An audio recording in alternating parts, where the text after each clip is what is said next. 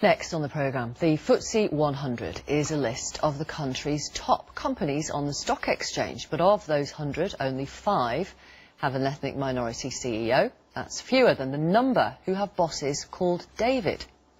8 FTSE 100 CEOs are called David. But why are there so few, and how do we change the culture of big business? Well, today the Financial Times newspaper is revealing a list of the most influential ethnic minority executives in Britain. Top of the Empower Ethnic Minority Role Models list is Karen Blackett, OBE. She is the country manager and chairwoman of marketing and communication companies WPP and MediaCom, and she's here, as you can see.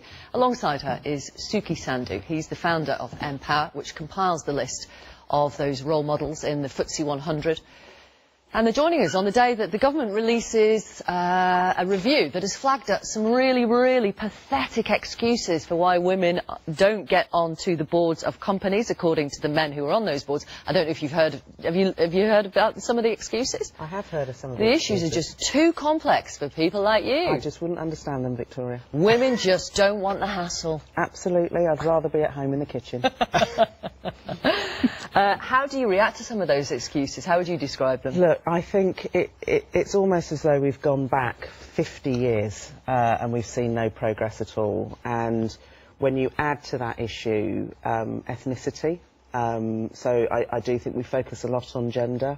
When you add ethnicity into the mix, it's even worse. Well, tell me, in your own experience, trying to get to the top in the world of business, tell me about the sexism you've encountered and the racism.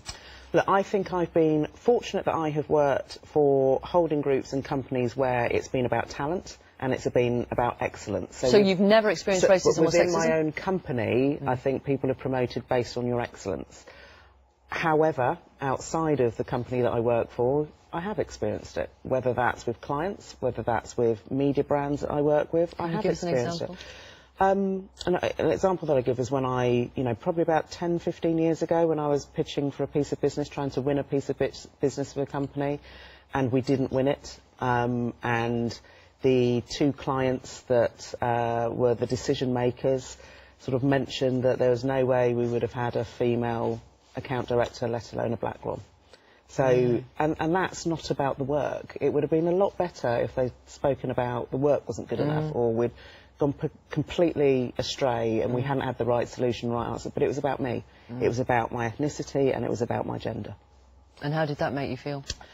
I would be lying if I said it didn't hurt, because of course it did. But I think in order to get to the top, you have to be resilient. And I think for every one person that there is that will say negatives like that, there are far more that just want to work with people that are excellent, that can help grow their business.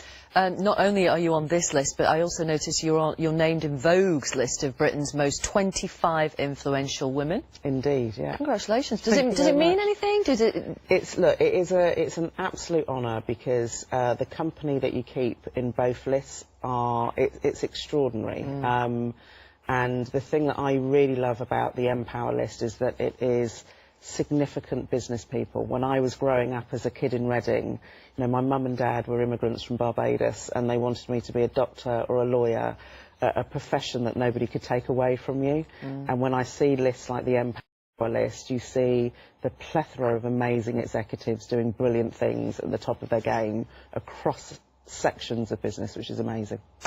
Suki, how do you react to the fact that in the FTSE 100 there are more men in CEO positions called David than of the 100 companies CEOs of an ethnic minority? I mean, it never surprises me. I hear these stats all the time. I think in the US it's even worse. So there are only 3 black CEOs in the Fortune 500. So I think what it demonstrates is this lack of representation for ethnic minorities in business at the top. And I think the whole point of the list is to try and have more visibility and representation, because, like Karen said, we want to challenge stereotypes about where people expect ethnic minorities to be, but also about inspiring the next generation of ethnic minorities to show them that they can get ahead without their ethnicity being a challenge or a problem. Absolutely. OK, so do you need to introduce, for example, something like the Rooney Rule, which we see the England and Wales Cricket Board recognising the issue of a lack of ethnic minority coaches within the game. They're adopting it. You know, they will interview at least one BAME candidate for senior coaching roles. Do businesses need to do that for positions on the board? For me, it's about levelling the playing field. So they should always be trying to attract a more diverse talent pool when they're interviewing for any kind of position. When you still have 51 boards in the FTSE 100 that are all white, it shows that there's a real problem, and ethnic minorities are not getting the chance to be in front of these chairmen.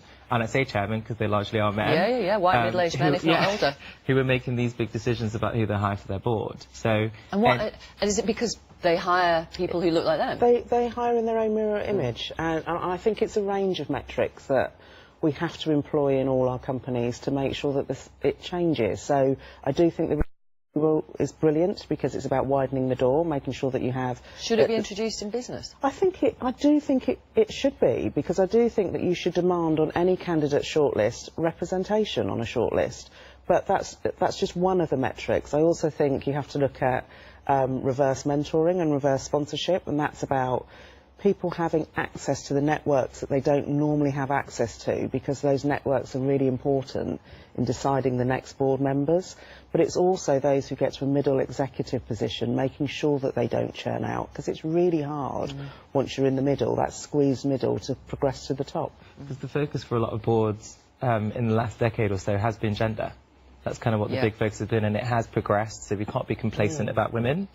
But I think when it comes to race, companies are very, very uncomfortable talking about race. It's just so bizarre. More so than I think it's in also Britain in 2018. But I think it's also listen, because we're coming to the end of the programme, so I don't want to cut you off, but I've just cut you off. But thank you so much for coming on the programme, and congratulations again. Thank you very Karen much. Blackett and Suki Sandhu. Thank you so much for coming on the programme, and continued success. Thank you.